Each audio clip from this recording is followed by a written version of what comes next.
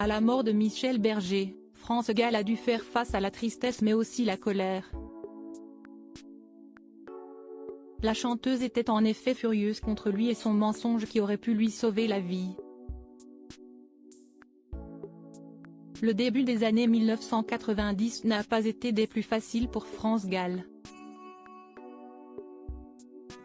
Après avoir perdu son père Robert, en 1990, le 2 août 1992, la chanteuse faisait face au terrible deuil de sa vie, la perte de Michel Berger, mort d'une crise cardiaque.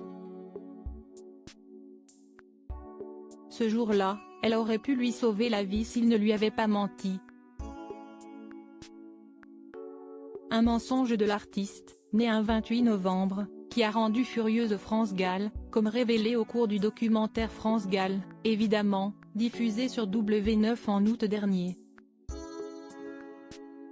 Cette crise cardiaque est survenue alors que le couple était dans sa maison secondaire de Ramatuelle, non loin de Saint-Tropez. Il fait très chaud, il va jouer au tennis, raconte une journaliste de Rolling Stone. Et il va avoir un gros malaise. Mais Michel Berger ne dramatise pas la situation. Il va d'abord se reposer, prendre un bain froid, il dit à tout le monde que tout va bien donc personne n'appelle les secours, tout le monde pense qu'il va bien, apprend-on. Sauf que ce n'est pas le cas. Et il fait alors une deuxième crise. Quand les secours vont finalement arriver, c'est déjà quasiment trop tard et il est décédé avant d'arriver à l'hôpital de Saint-Tropez. Drame pour Michel Berger, ces malaises auraient pu être évités. On se souvient des images qui témoignaient de la douleur de France Gall dans le silence du petit cimetière de Montmartre, alors accompagné seulement de ses deux enfants, de proches comme Véronique Sanson et de quelques fidèles. Se mêlent alors tristesse et colère chez l'artiste. Le plus tragique c'est que ces malaises qui ont été fatals à Michel Berger auraient pu être évités, rapporte le documentaire de W9.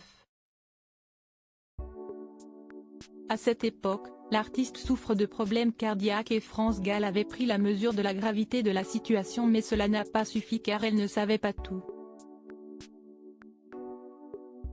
L'ancienne attachée de presse du couple confie, Michel était très fatigué, ses cheveux devenaient blancs, il se voûtait, il avait 44 ans à l'époque, c'était pas vieux. France Gall furieuse contre Michel Berger et son père à ce moment, France Gall est très vigilante concernant l'état de santé de son compagnon. Elle fait en sorte qu'il ne puisse pas aller au piano, fermant la porte à clé en mettant la clé dans sa poche. Il était trop fatigué, elle avait peur pour lui, fait savoir l'ancien collaborateur de Michel Berger et France Gall. Mais alors qu'il a des médicaments, l'interprète de la groupie du pianiste ne les prend pas. Ce qu'ignore celle qui partage sa vie. France était très furieuse contre lui parce qu'elle ne savait pas qu'il prenait des médicaments, il les lui cachait, admet leur ami Jacques Attali.